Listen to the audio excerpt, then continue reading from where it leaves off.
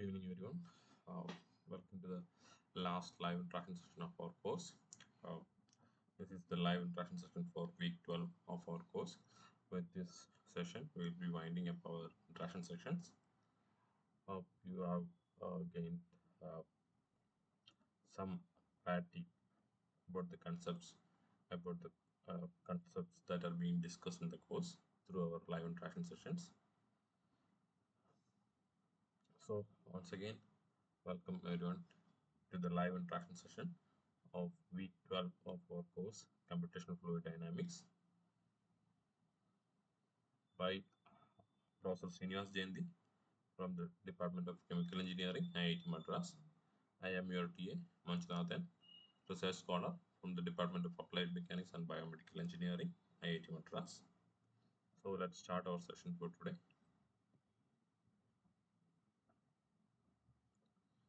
So in the last week, that is in the week 12 of uh, the course lectures have discussed about turbulence and turbulence flow modeling in CFD. So turbulence is an unavoidable part or unavoidable side of fluid flows that we have to agree and have to model somehow. Modeling means approximating. We will have to approximate this turbulence. Uh, Find only if then we can find and understand what are the difficulties or challenges that are being put forward by the turbulence or the viscous forces acting in the fluid. What are the challenges they are presenting in the flow, and how we can utilize this flow in our favor for any engineering problem.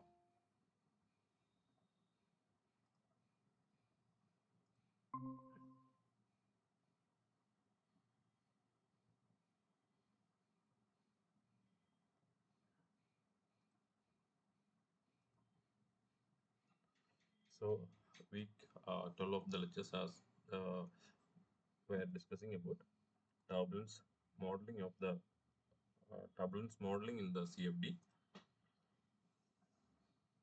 So let's start with our session.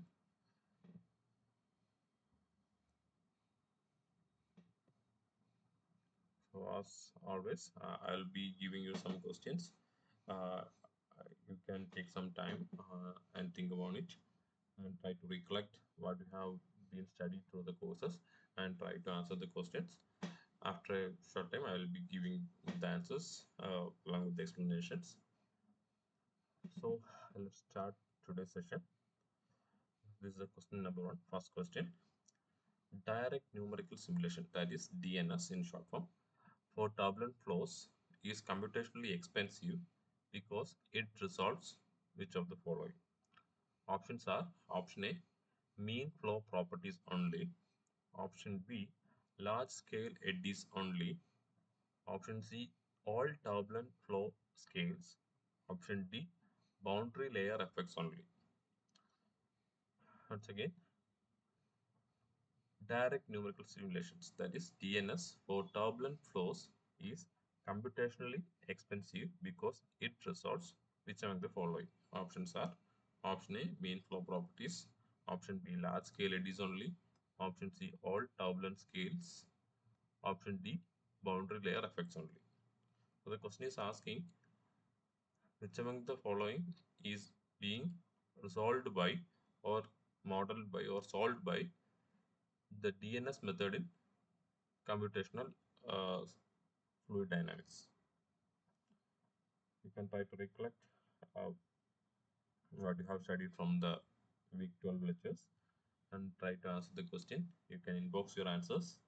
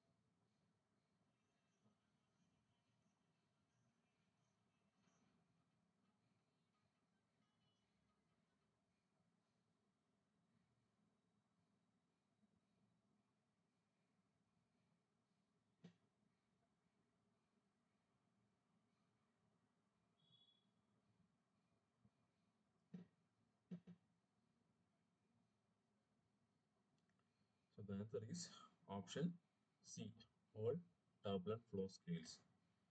The DNS, that is direct numerical simulations, resolves the full Navier-Stokes equation. That is, it won't model anything. It will try to resolve all and each variables in the Navier-Stokes equations, capturing all the turbulence scales from largest to the smallest. So this requires a tremendous computational resources. Uh, since we are not modeling or approximating anything here in DNS, uh, in other methods we will try to approximate or uh, try to uh, reduce the significance of some scales, some turbulence scales. But here in DNS, we will be capturing all the turbulence scales from largest to the smallest. This will require tremendous amount of computational resources. So our answer is option C, all turbulent flow scales. Moving on to next question. Second question. For the solution of Navier-Stokes equation in irregular geometries, which of the following grids can be used? So the question is asking uh, about the type of mesh or grid that can be used for solving Navier-Stokes equation in irregular geometries. So these two be key points.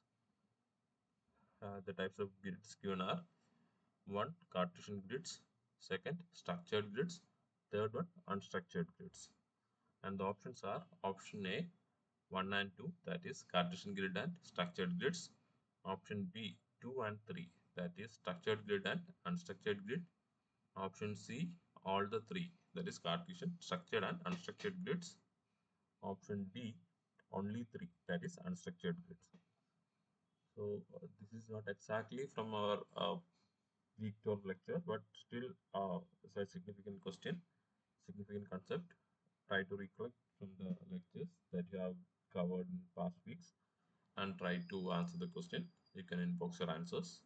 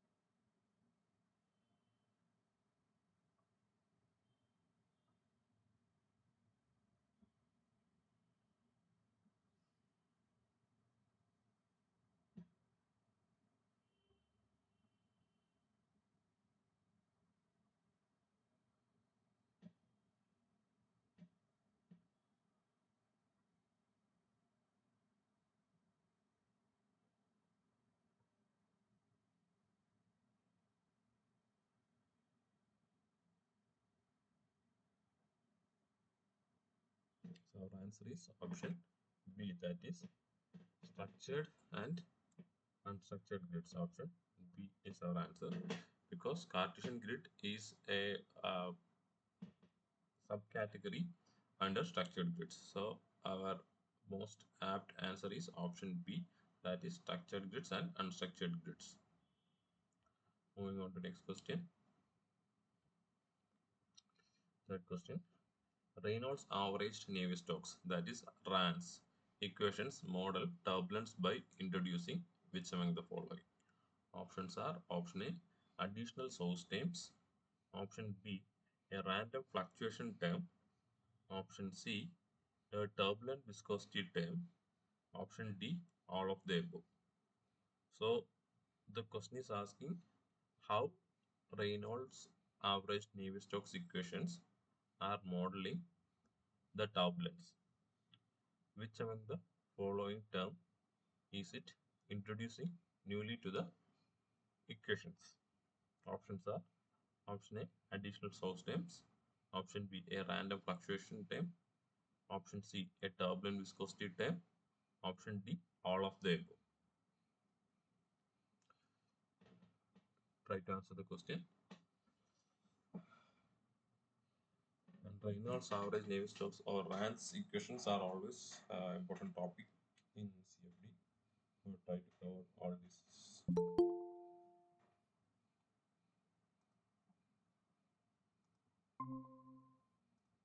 Rand's, that is Reynolds average Navier-Stokes equation, is always very important in the concept of CFD. So, with regarding that, the question is being asked: which among the following is being introduced by the Rand's equations or Rand's modeling of turbulence? Which among the following is being introduced? Options are option A, additional source time, option B, a random fluctuation time, option C, a turbulent viscosity time, option D, all of the above.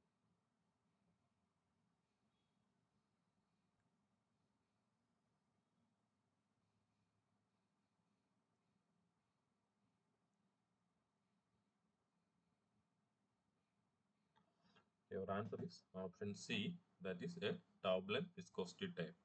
So in Navier-Stokes, in Reynolds average Navier-Stokes equation, what we will be doing is like what how the modeling is being done is like the velocity u will be decomposed into two parts, that is an average term u bar plus u dash. So this will be used in terms of velocity u. So this will be done similar for the all three velocity components, that is u, v and w. So these terms, sorry, so these terms, that is the actual velocity or the velocity component is being decomposed into two components. That is, one is an average. That's why it's called average Navier-Stokes equation, average component, and other one is a fluctuation or variation. So average component and a fluctuation component or variance component. So all the velocity components will be decomposed in this manner, and this formulation will be introduced in the Navier-Stokes equation. Then it will be uh, rearranged, and after rearranging, we will be getting some turbulent viscosity terms. That is, can take away some or group these. After rearranging, we can group something these terms into something called turbulent viscosity term. So this turbulent viscosity term is that it is being introduced as a new parameter in Navier-Stokes equation. So this is being introduced by averaging or Reynolds averaging. So this turbulent viscosity terms will account, or this can be used to uh, introduce the unresolved fluctuations on the mean flow.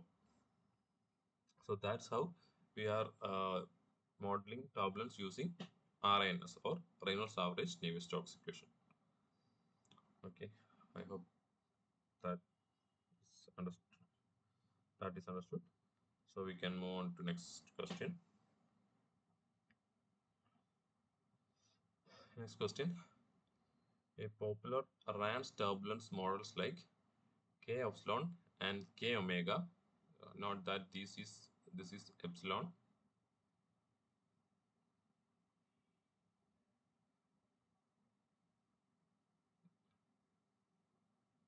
Epsilon, and this is omega. So K epsilon and K omega models to solve transport equations for which among the following? So the question is asking The RANS turbulence models like K epsilon and K omega models solve transport equations for which among the following? Options are option A, velocity fluctuations, option B, pressure fluctuations, option C, turbulent kinetic energy and dissipation rate, option D, all of the above. So the question is asking what are the uh, turbulence model equations, K epsilon and K omega equations, what are they being, what are they used to solve?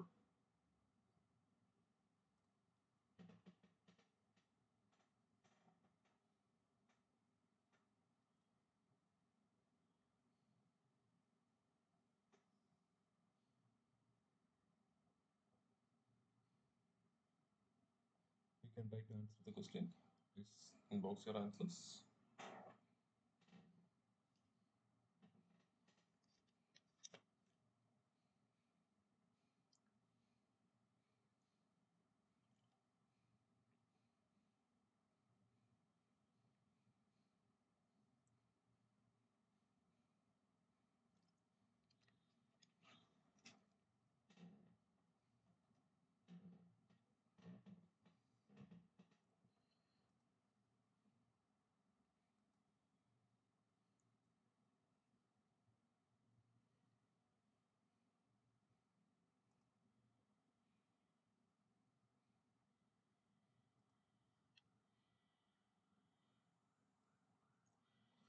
Our answer is option C, that is turbulent kinetic energy and dissipation rate.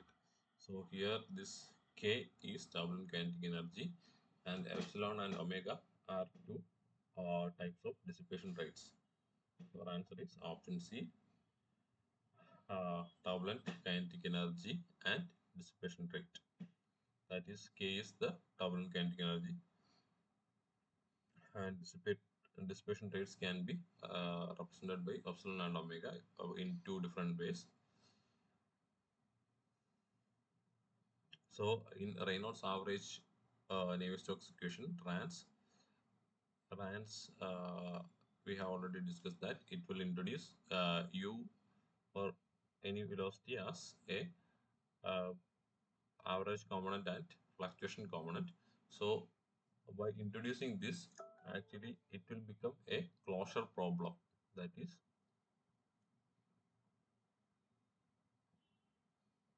is the number of variables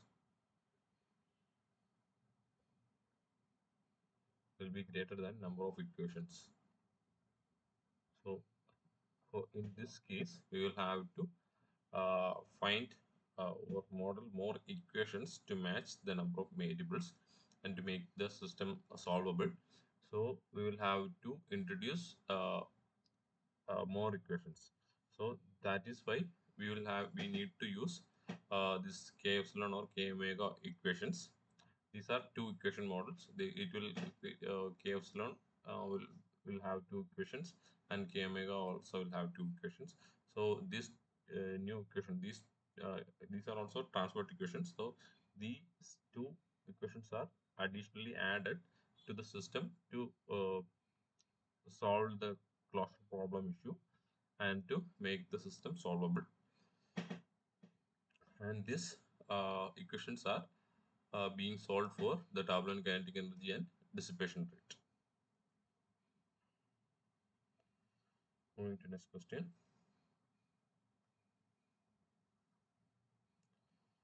Large eddy simulation, that is LES, is a turbulence modeling approach that resolves which among the following? Options are option A, all turbulence scales, option B, large scale eddies directly, option C, small scale eddies directly, option D, only mean flow properties. It's a comparatively simple question. So the question is asking which among the following is being resolved by LES, that is large eddy simulation model of turbulence modeling. Try to answer the question. You can inbox your answers. Sorry.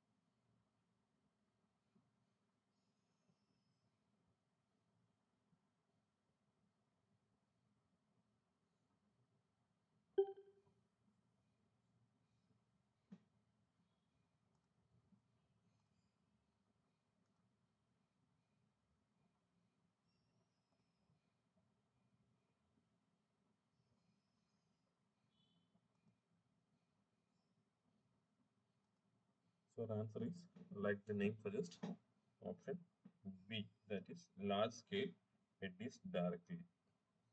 Because in earliest model,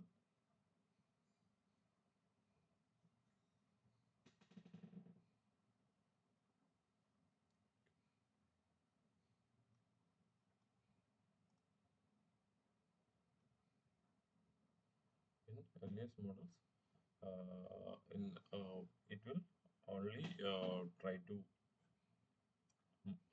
resolve large scale eddies, and it will model, that is it will LES will filter out the smallest turbulent scale or small turbulences in the flow, and it will model their effects. That is, modeling means approximating.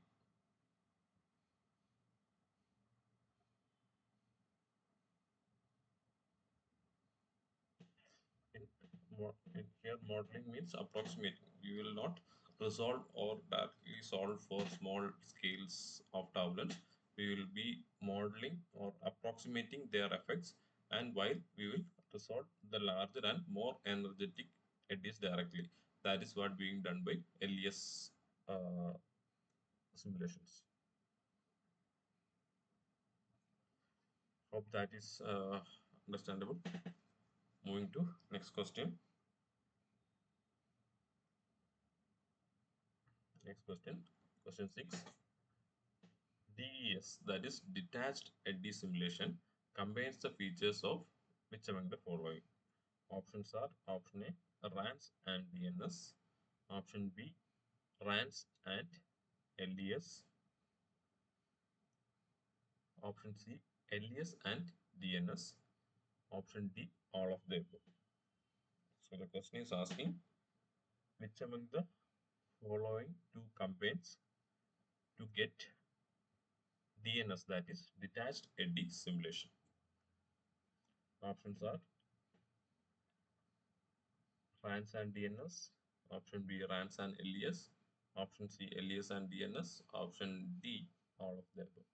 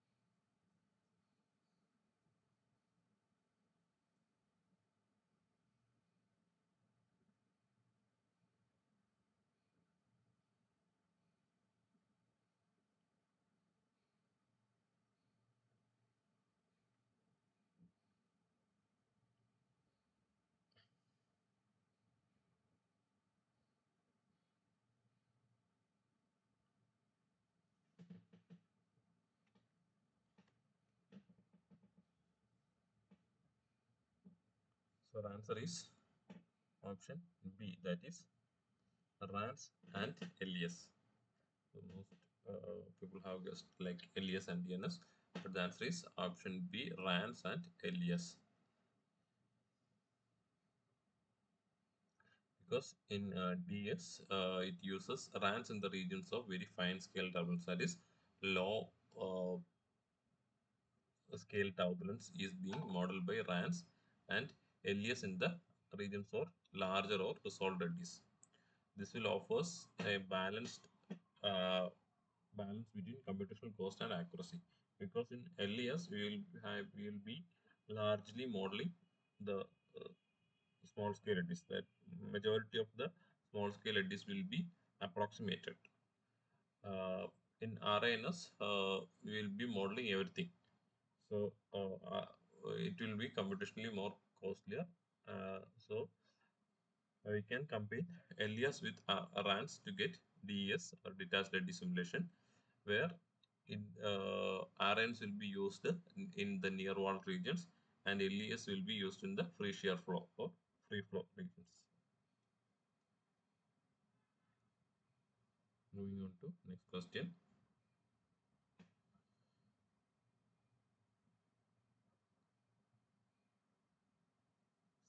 turbulent flows are characterized by which among the following, or what are the characteristics of turbulent flows? Options are: option A, smooth and predictable velocity profiles. Option B, random fluctuations in velocity. Option C, domination of viscous forces. Option D, negligible effect of boundary conditions. So which among the following is or are the characteristics of turbulent flows?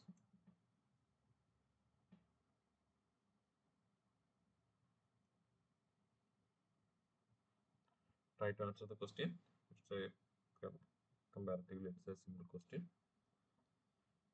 You can inbox your answers.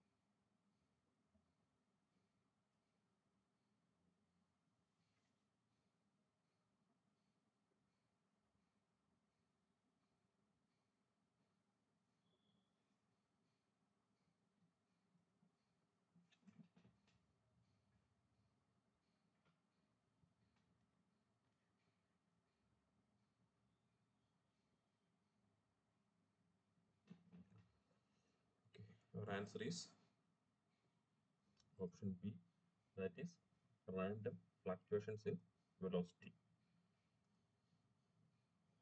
So turbulence is defined by chaotic and unpredictable nature of the flow, and which is more often expressed or displayed by the random fluctuations in the velocity. So our answer is option B. Moving on to next question. The governing equations for turbulent flow in CFD are, so the question is asking which among the following are governing equations for turbulent flow in CFD. Options are: option A, continuity equation only. Option B, continuity and momentum equations. Option C, continuity, momentum and energy equations. Option D, none of the above. So the question is asking, we have already discussed for every flow physics there will be governing equations. So the question is asking which among the following are the governing equations for turbulent flow in CFD. Options are: option A, continuity equation only. Option B, continuity and momentum equations. Option C, continuity, momentum and energy equation. Option D, none of the above. Try to answer the question.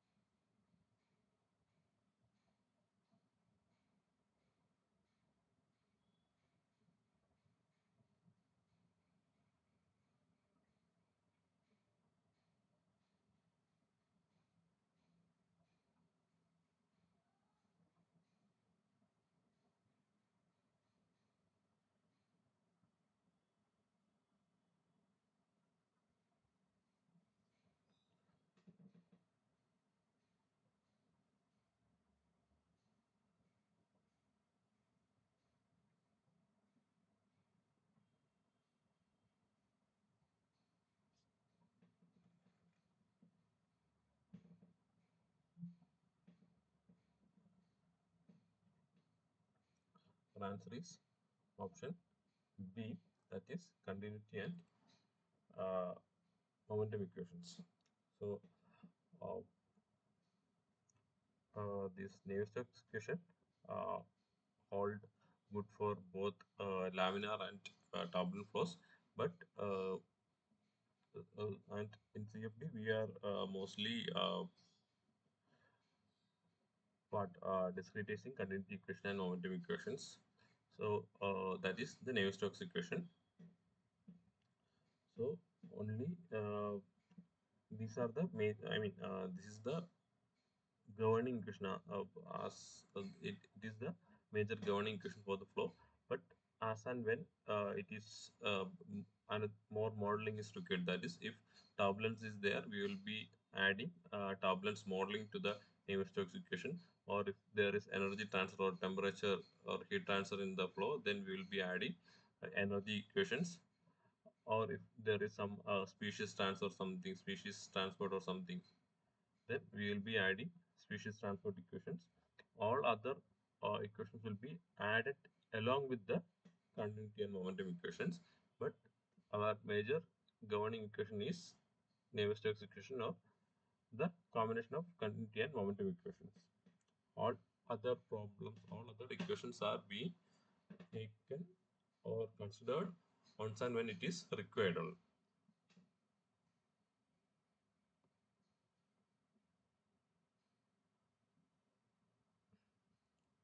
Next question. Direct numerical simulation, that is DNS, for turbulent flow requires which among the following? Options are option A, coarse mesh and statistical averaging.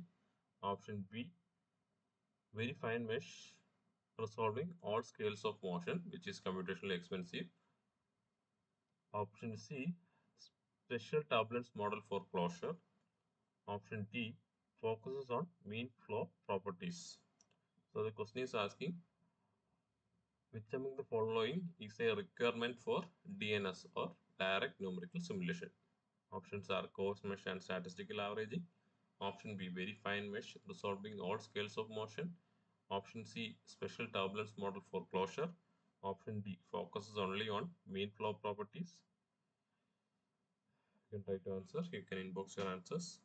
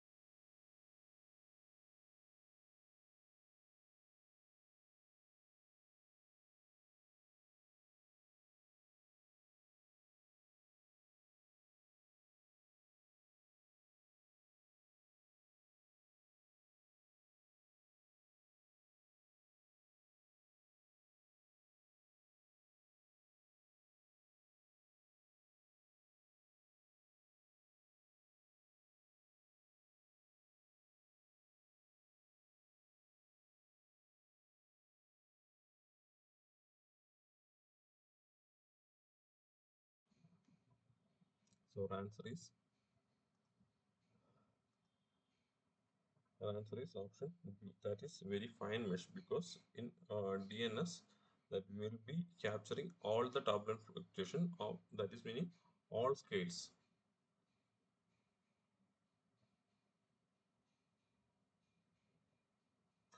All scales of turbulence from small to large. So to capture small very small turbulence or turbulence regions or changes, we will be needing very fine mesh. So very fine mesh had to be established everywhere in the flow domain. It will make it very computationally expensive. So in the first question we have discussed about this. So from this clue itself you could have understood that uh, very fine mesh is a requirement. Also in the first question we have discussed that DNS is a computationally expensive method. So by connecting these two, you could have easily figure out the answer. Answer is option B. That is very fine mesh. So solving all scales of motion is a requirement for DNS.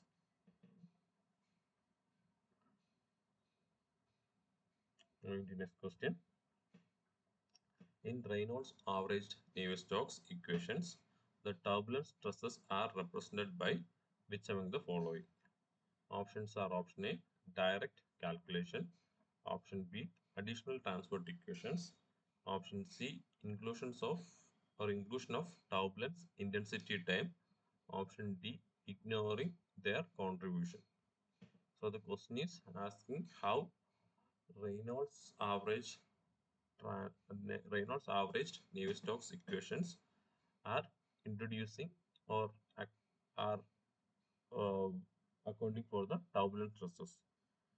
What which among the following is the method used in Reynolds average Navier-Stokes equations to address turbulent stresses?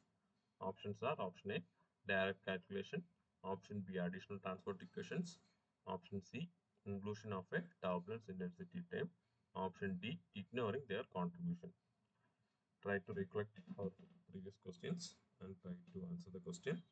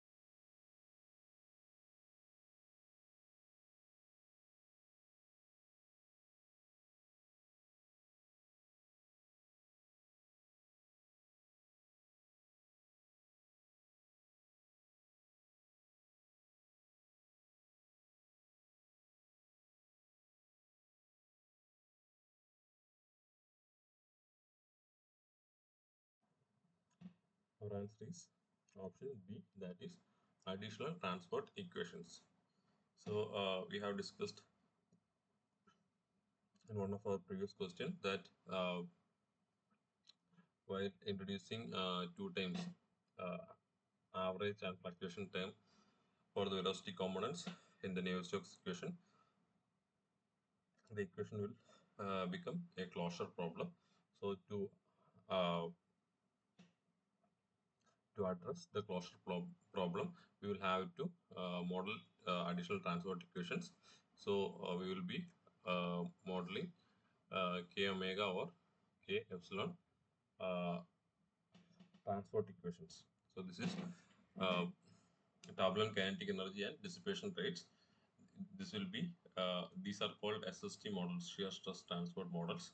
So these equations will be shear stress transport shear stress transport equations. Uh, these equations will be additionally created and solved to make or overcome the closure problem issue in the RANs. So the answer is option B, additional transport equations.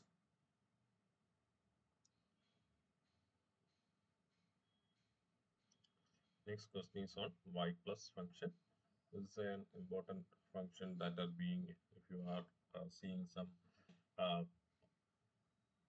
automotive CFD or something like that, this term you might have heard, y plus function. The question is asking the y plus what function approach in CFD for turbulence modeling is for option A, requires very fine mesh near walls. Option B, avoids resolving the viscous sublayer explicitly. Option C, directly calculates all turbulent stresses. Option D, not applicable to turbulent flows. So the question is asking where or what is the option that is relevant for y plus wall function. The y plus function approach in CFD for turbulence modeling. Option A, requires a very fine mesh near walls. Option B, avoid resolving viscous sublayer explicitly. Option C, directly calculates all turbulent stresses. Option D, not applicable to turbulent flows. Try to answer the question. You can inbox your answers.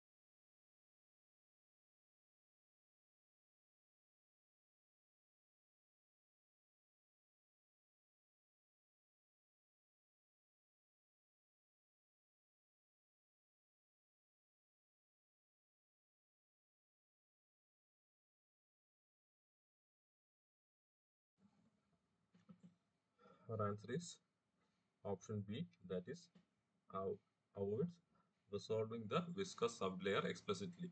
So y plus is a wall function that will relate wall shear stress to mean flow at certain distance from the wall. So this will help us to reduce uh, giving, or we can avoid very fine mesh resolution. The extra computational cost that that is attached that is attached to very fine mesh that you would have to give otherwise.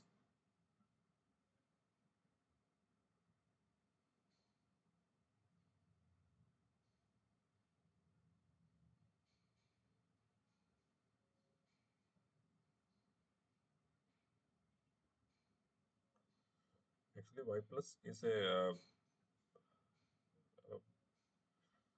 function uh, that is it's a non-dimensional number, non-dimensional function that is uh, given with respect to the distance from the wall and the velocity.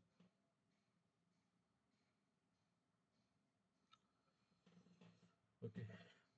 Next question. When selecting a turbulence model for CFD simulation, a crucial factor to consider is which among the following? Option A, computational cost only. Option B, computational complexity or flow complexity and desired accuracy. Option C, software limitations only. Option D, user experience and ease of use. The question is more from a practical uh, side of approach. So, what is the practical solution when we are selecting a turbulence model for CFD simulation, which should be the crucial factor to consider? Options are option A, computational cost only, option B, flow complexity and desired accuracy, option C, software limitations only, option D, user experience and ease of use. So you can inbox your answers.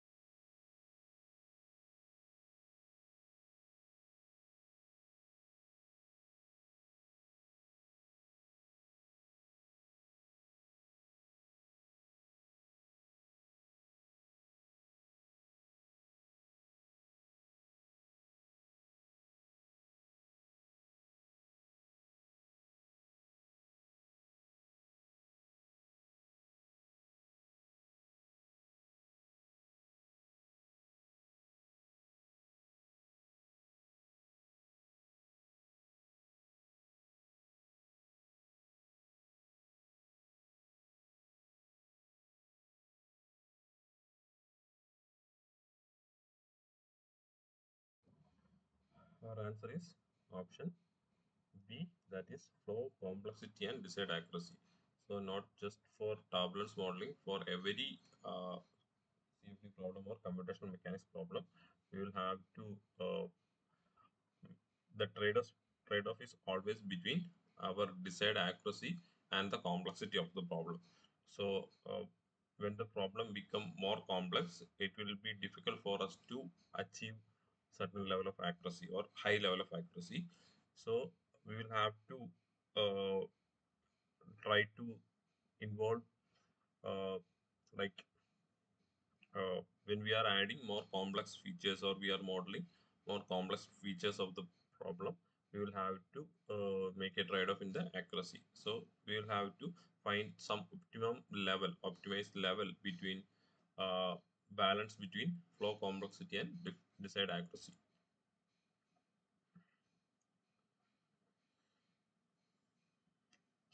Also, the choice of flow characteristics and the level of accuracy required. Often, this high accuracy this high accuracy always comes with higher computational cost. So that is also true for any computational methods.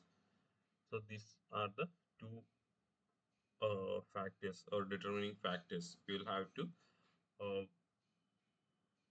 find a balance between these two for our desired problem. Next question. A key limitations A key limitation of RANS models in CFD for turbulent flow in, is their inability to capture. So the question is asking for an inability or disadvantage or limitation.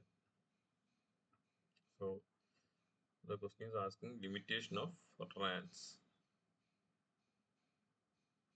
Options are option A, unsteady flow features, option B, viscous effects accurately, option C, boundary layer details, option D, anisotropy of turbulence. So the question is asking the key limitation of RANS models in CFD for turbulence flows is their inability to capture which among the following. Options are option A, unsteady flow features, option B, viscous effects accurately, option C, boundary layer details, option D, anisotropy of the turbulence.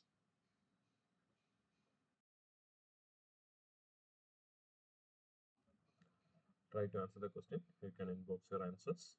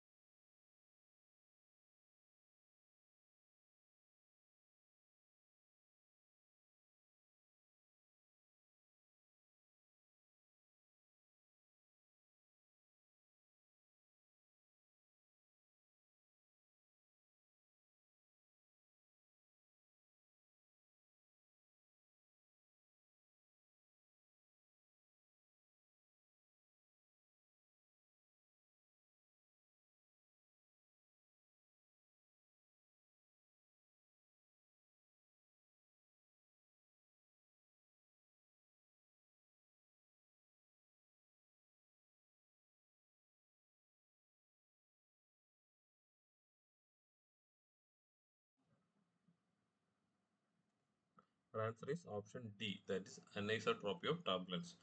Because in the previous question, we have discussed that in a RANS model, we will be uh, RANS model, we will be splitting U into U average plus U fluctuating. So this is kind of suppose this is some U, this is U mean, and this height, this will be U fluctuation.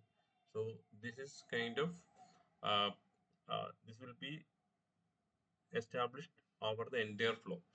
So here we are uniformly resolving it into a even if suppose the flow is like this is one case, suppose the flow is like so again the u will be somewhere here, u bar will be. So this line will be u bar and this is uh, u fluctuation. But again, this value will depend. All the peaks will be considered. So it will this kind of approach won't justify or we won't give justice to anisotropy. That is concepts. Uh, this concept arrives from or stems out of the uh, thought that this can be what resolved uniformly in the entire flow region. But in the entire flow region, the turbulence may not be uniform. The turbulence can have anisotropy. That it can. I think you understand between isotropy and anisotropy. Isotropy is like uniform combustion. The meaning is like uniform combustion. So in isotropy, if it is isotropic, then the turbulence uh, the flow fluctuations will be uniform throughout the flow region. That is a direct assumption or direct uh, uh, result of this kind of approximation. So we are kind of overlooking the anisotropy in the turbulence. In a given flow region, there will be regions of high turbulence and low turbulence, but this will be resolving it equally or uniformly.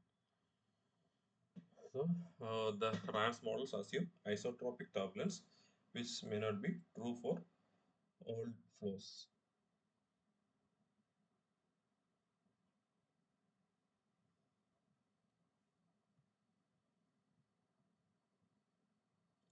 Moving to next question. Which wall function approach in CFD is commonly used with RANS models to account for near walled region where turbulence modeling is difficult? The question is asking which wall function. So the question is asking wall function approach that is commonly used with RANS models to account for near walled region where turbulence modeling is difficult. Options are option A, no slip boundary condition, option B, log low profile, option C, periodic boundary condition, option D, symmetric boundary condition. So, which among the following wall functions are commonly used along with RANS models to account for near wall region where turbulence modeling is commonly more difficult?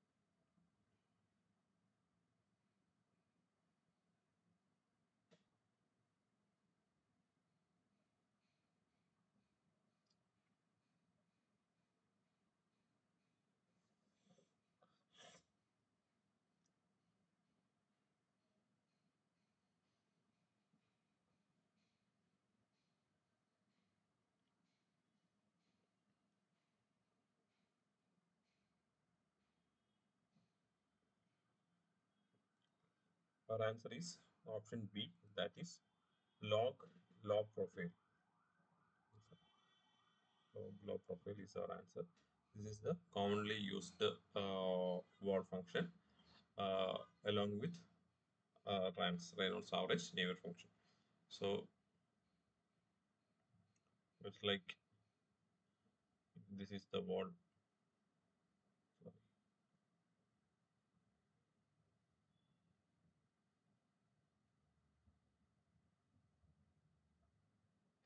this is the word. Then profile will be like velocity profile will be like log function.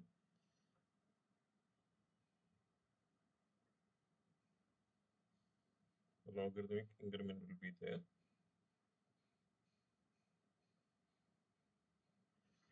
So this kind of log law profiles will be relate wall shear stress. That is here if you see this layer will be highly the gradients are very high at this point, and where it becomes where it is getting in the free stream, the gradients are almost similar, or gradients doesn't exist much. So near wall regions, this log-law profile has a significance, and it is mostly employed using mean flow velocity. Uh, how if this is the u infinity value or sorry, u infinity value or u mean velocity, then how we can model this log profile that is kind of calculated and established in RNS.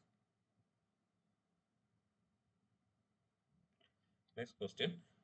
In the context of y plus for wall-mounted tubular flows in CFD, a value closer to 1 indicates which among the following.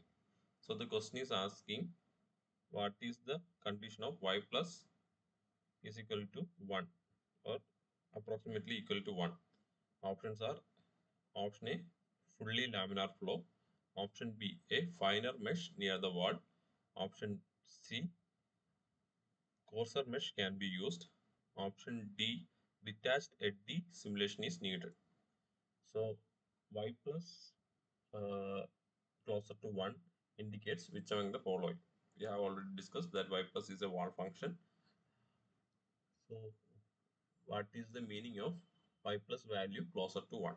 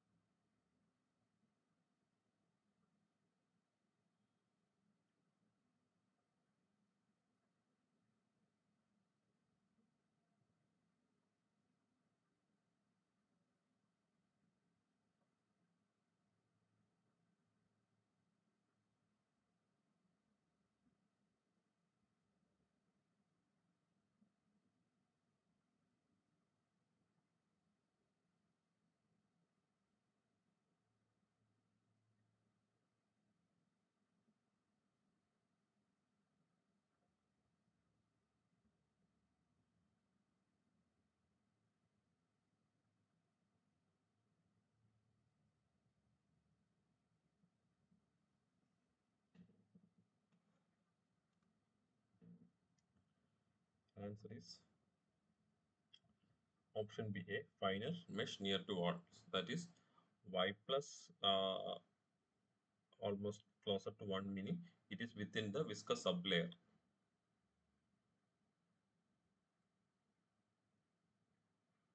So if you have studied turbulent layers in advanced fluid mechanics or fluid mechanics, then you uh, can understand what is viscous sublayer. So, this viscous sublayer is a region within the turbulent layer, I mean boundary layer. So, Y plus approximately or closer to uh, the very closer to the wall region. So y plus near to 1 meaning that it is very near to the wall region and it is within the viscous sublayer. So we need a finer mesh near the wall. That is y plus is a non-dimensional wall distance used to ensure proper wall function for the application of RANS. A value close to 1 suggests that first grid point is well placed for capturing near wall region. Moving on to next question.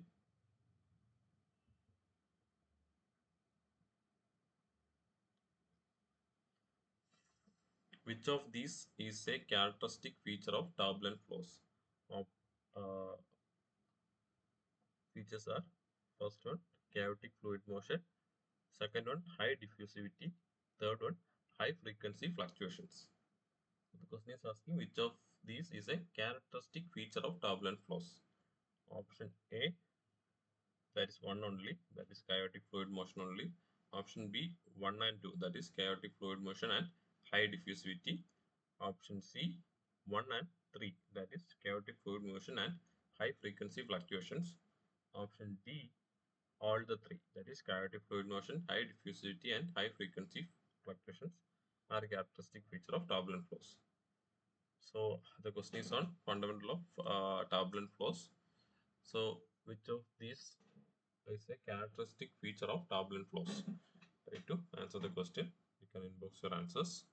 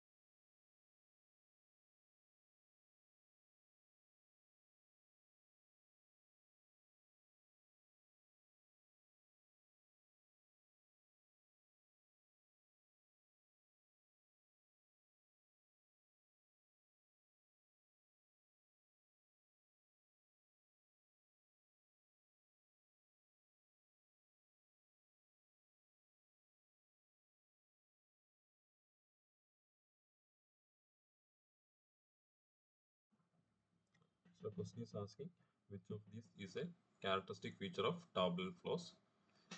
First one is chaotic fluid motion, second high diffusivity, third high frequency fluctuation. Our answer is all the three. That is option D. Option D, all the three. That is chaotic fluid motion, high diffusivity, and high frequency fluctuation. All the three are characteristic features of turbulent flows.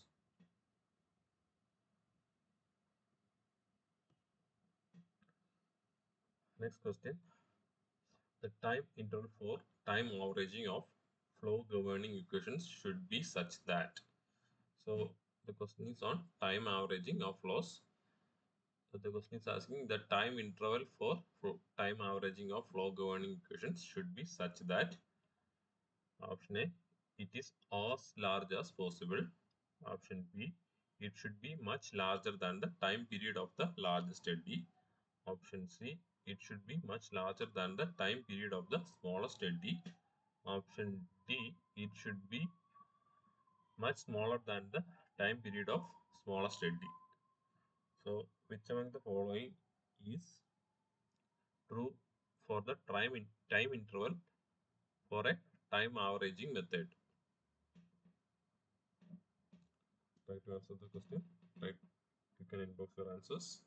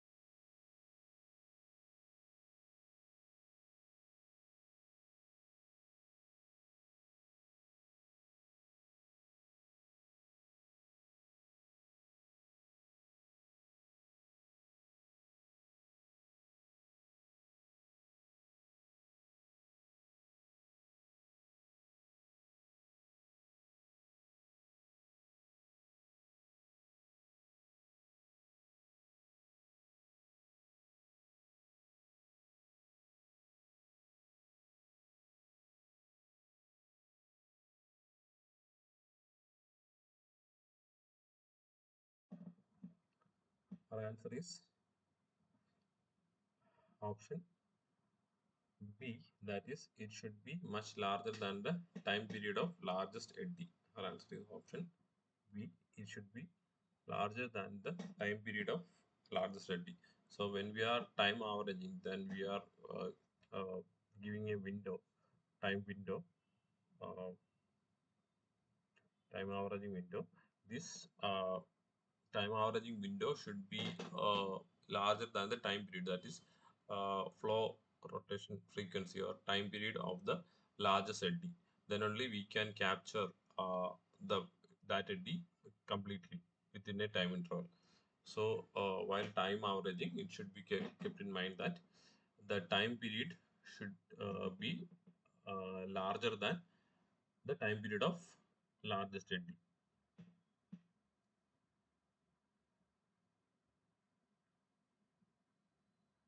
Next question. Next question is on mixing length. The mixing length varies with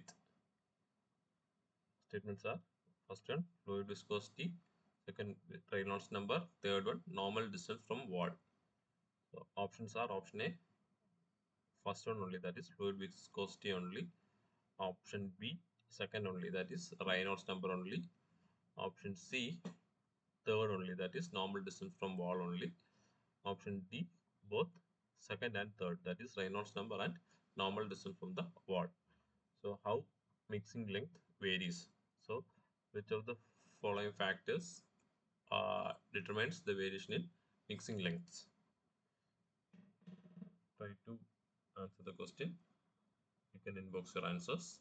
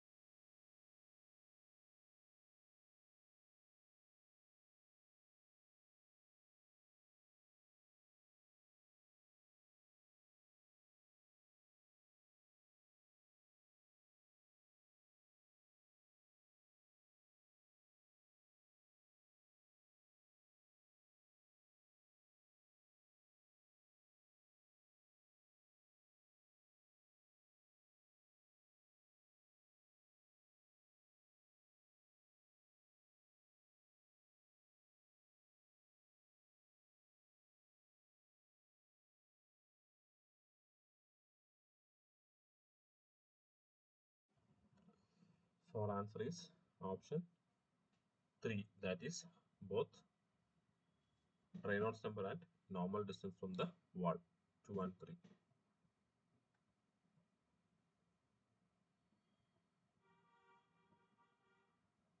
Sorry, sorry for the correction. Only 3 only. That is normal distance from the wall.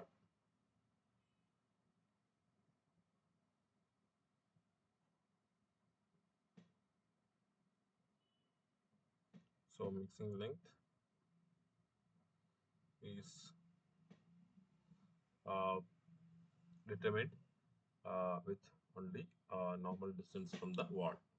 So the two factors has not much influence on mixing length.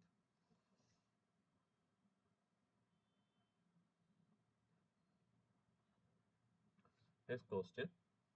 When solving steady developing turbulent flow between two infinitely wide parallel plates using K epsilon turbulence model, the number of differential equations that we need to solve is. Options are option A 5, option B 4, option C 3, option D 2. So once again, uh, uh, give attention to the question. When solving steady developing turbulent flow between two infinitely wide parallel plates using K epsilon turbulence model, the number of differential equations that we need to solve. So you will have to give attention to these four factors. That is steady, if the flow is steady, it is developing, it is a turbulent flow, and using K epsilon turbulence model. So the question is asking the number of differential equations that we need to solve. Options are option A 5, option B 4, option C 3, option D 2. Try to answer the question. You can inbox your answers.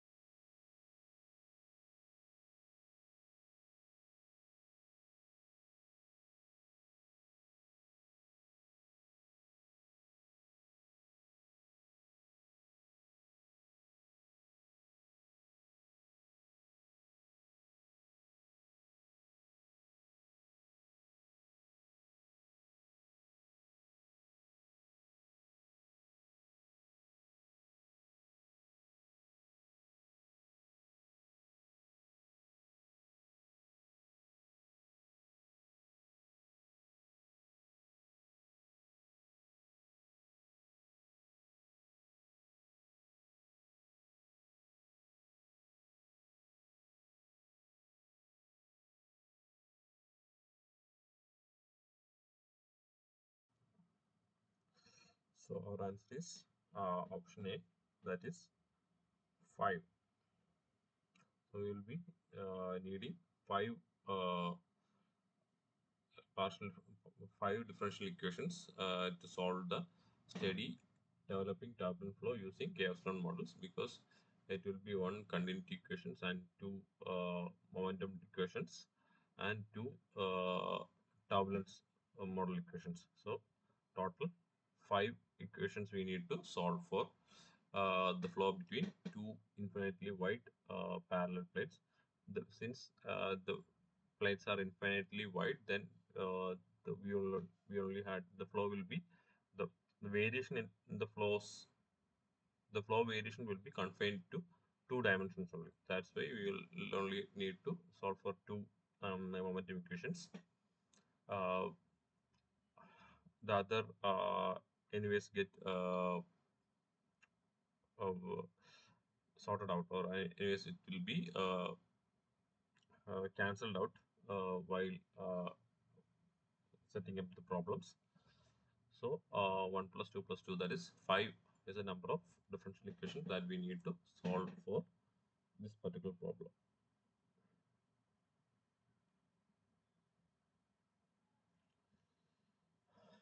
Next question. For a flow to be turbulent, which of the following is necessary? First one, high velocity. Second one, high viscosity. Third one, high Reynolds number. So the question is asking the necessary condition for a flow to be turbulent. Option is option A, option 1 only, that is high velocity. Option B, 2 only, that is high viscosity. Option C, 3 only, that is high Reynolds number only. Option D, all the three, that is high velocity, high viscosity, and high Reynolds number. So what is the criteria to be necessary criteria for a flow to be turbulent? Can you those your answers? It's a comparatively simple question.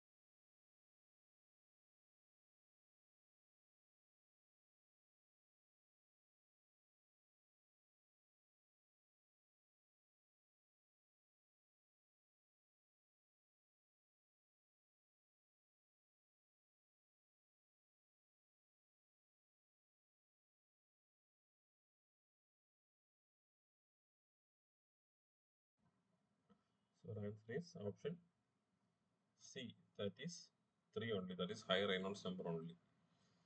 That's a necessary condition. So in the fluid mechanics classes itself, you might have studied about uh, how Reynolds number can be used to uh, differentiate between laminar and turbulent flows. So high Reynolds number is the necessary condition or discriminating factor in considering a flow to be turbulent.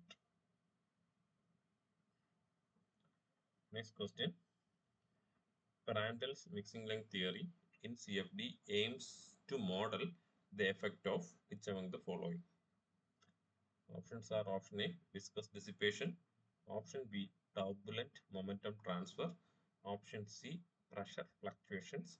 Option D, thermal conductivity variation. So Prandtl's mixing line theory is another modeling that we are using in CFD. So which among the following is uh, being modeled by Prandtl's mixing line theory?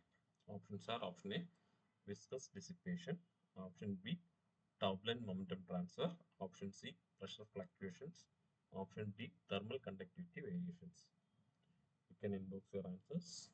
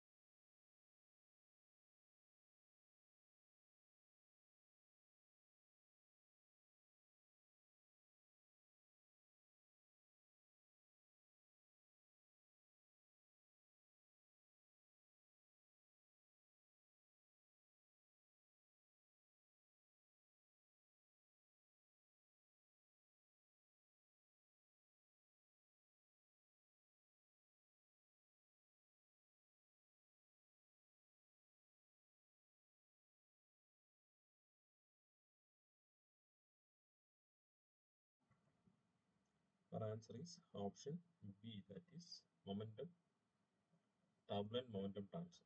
Option B is our answer. The Prandtl mixing link theory aims to model the effect of turbulent momentum transfer between the viscous layers. So the mixing length represents the distance over which the turbulent eddies exchange momentum between the fluid layers. So the mixing length uh, tries to models the distance or the extent of turbulent momentum transfer between the fluid layers. So our answer is option B, turbulent momentum transfer. Moving to next question. A key limitation of Prandtl mixing length model. So the question is asking a limitation. A key limitation of Prandtl mixing length model is its inability to capture which among the following. Options are: option A, laminar versus turbulent flow behavior; option B, anisotropy of the turbulence; option C, compressible flow effects; option D, influence of wall roughness to some extent. So the question is asking the limitation of Prandtl's mixing length model. Try to answer the question.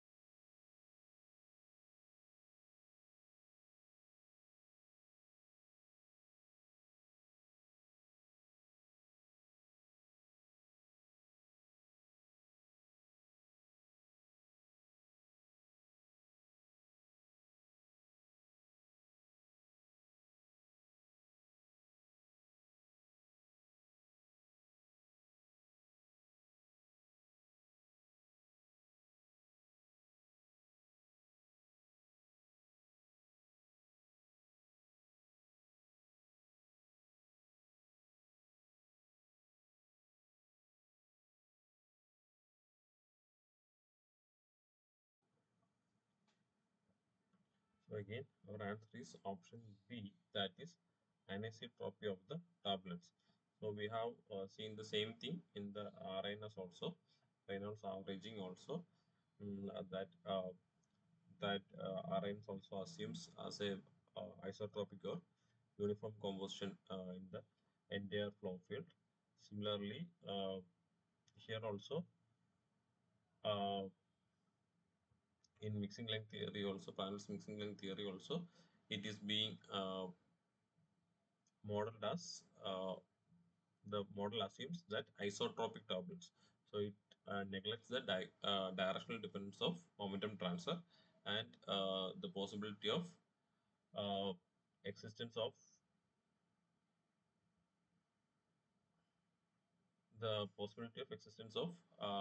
anisotropic flow field. I mean turbulence fluid.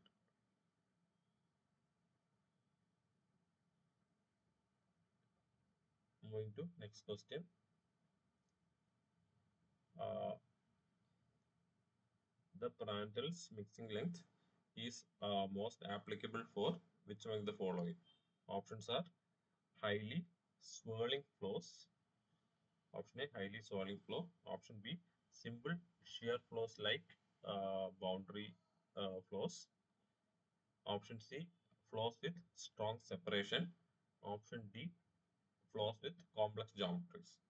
So the question is asking for the uh, applicability or the best application of Prandtl's mixing length models. Options are option A, highly swirling flows. Option B, simple shear flows like boundary layers. Option C, flows with strong separation. Option D, flows with complex geometries. Try to answer the question. You can inbox your answers.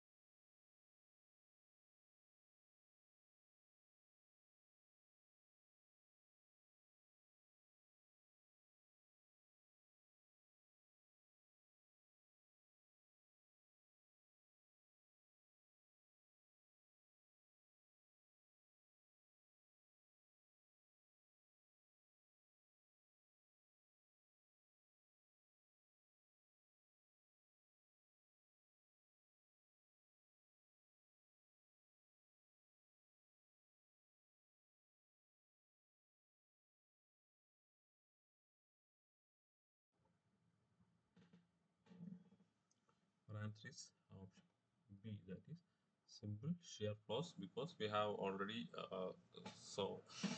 seen in the previous question that Prandtl mixing length cannot account for anisotropy. So it will be most applicable to simple shear flows like boundary layers, because the model perform the because due to the uh, assumptions involved in uh, creating assumptions involved in the formulation of the method, it will be most applicable for simple shear flows like boundary layers, and the model will perform well with flows that is well defined with mean shear. So mean shear is something that is applicable or relevant to boundary layers. So answer is option B.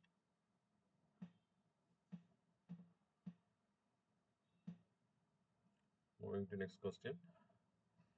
Compared to DNS, LES in CFD offers a significant advantage in terms of which among the following? Options are option A, increased accuracy for all flow features. Option B, reduced computational cost.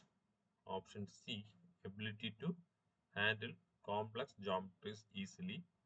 Option D, no need to no need for additional turbulence models.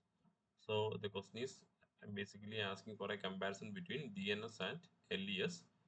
So what is the advantage of LES over DNS? That is a question.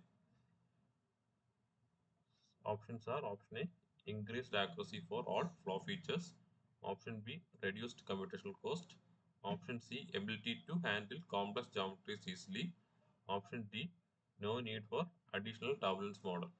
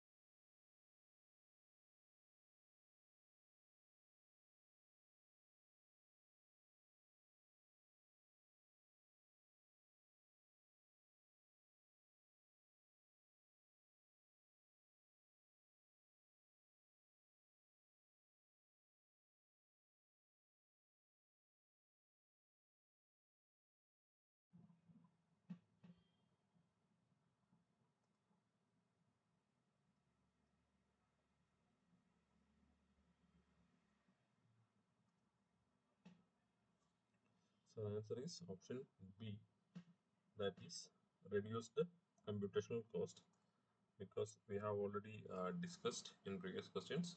In LES, we will only be solving for larger eddies, solving for large eddies,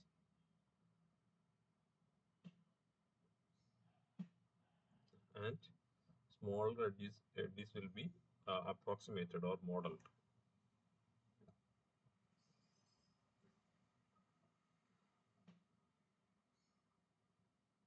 Smaller eddies. So this kind of approach will be helpful for reducing the computational cost, whereas in DNS we will be resolving uh, all scales of eddies present in the flow. So it will need a very fine mesh, and which in turn will increase the computational cost. LES provides a balance between accuracy and computational efficiency by resolving only the large scales. Moving on to next question.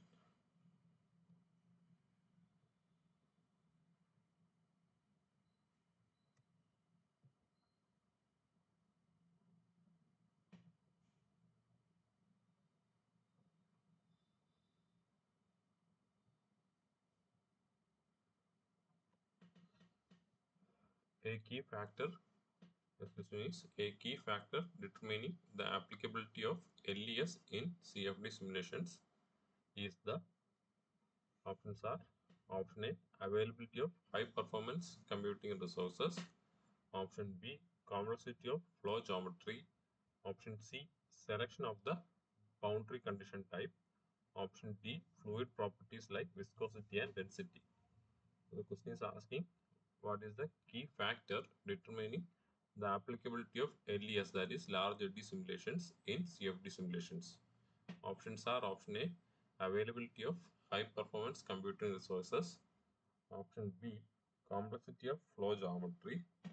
Option C, selection of the boundary condition type. Option D, fluid properties like viscosity and density. You can endorse your answers.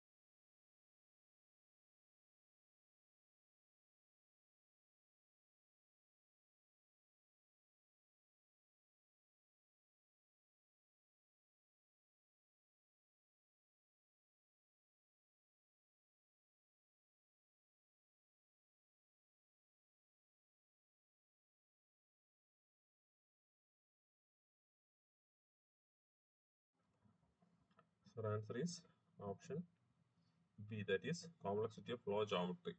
Because even though LES is only uh, solving for large eddies, it can become computationally expensive for highly complex geometries, because if the flow domain itself is complex, then the advantage of using LES will be lost, because due to the uh, complex geometry, we will be needing finer measures to resolve.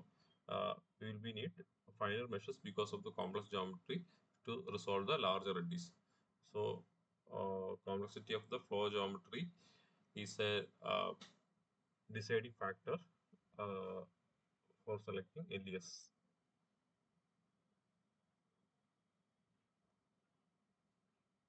Next question. When using LES in CFD, the appropriate size of the computational grid is determined by. So the question is asking how we can find the appropriate size of computational grid when using LES in CFD. Options are: option A, Kolmogorov microscale only; option B, integral length scale for large ZDs; option C, wall roughness feature; option D, desired level of accuracy for uh, mean flow quantities. Once again, the options are: option A, Kolmogorov microscale only; option B, integral length scale of the largest eddies; option C, wall roughness feature; option D, desired level of accuracy for mean flow quantities. Try to answer the question.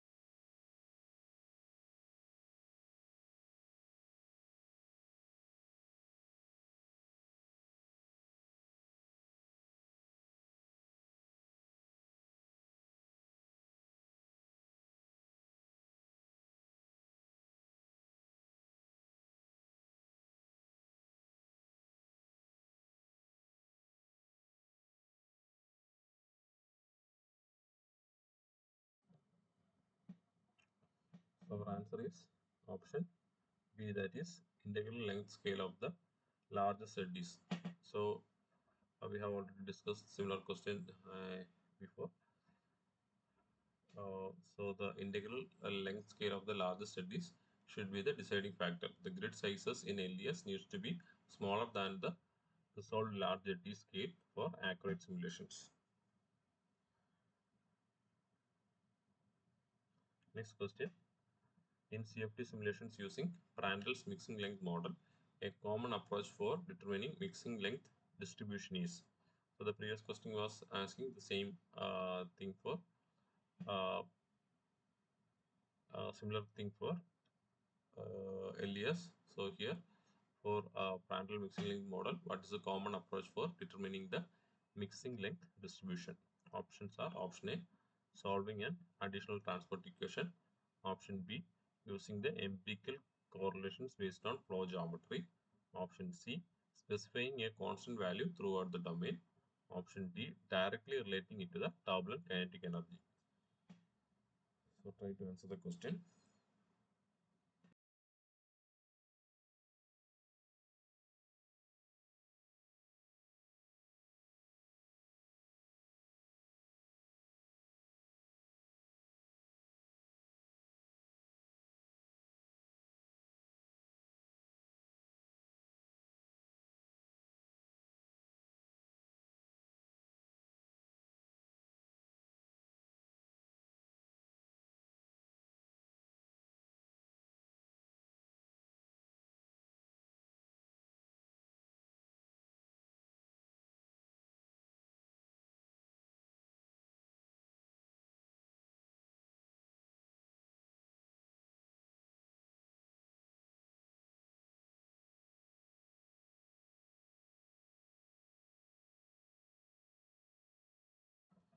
Our answer is option B, that is using empirical correlations based on flow geometry.